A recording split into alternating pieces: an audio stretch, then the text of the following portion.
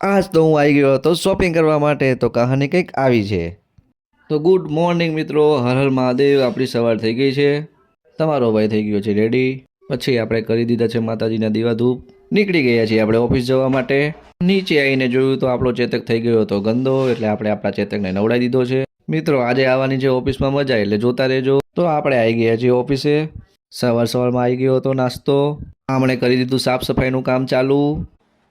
साले को छोड़ूंगा नहीं।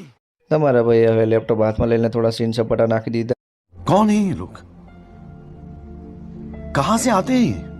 અને પછી મિત્રો ફાઇનલી આપણે આવી ગયા છીએ હવે થોડી શોપિંગ કરવા માટે. ત્યાં મળી ગયા હતા આપણને એક આપણા સબસ્ક્રાઈબર, અને આપણને કે તમારી જોડે એક વ્લોગ બનાવવો છે.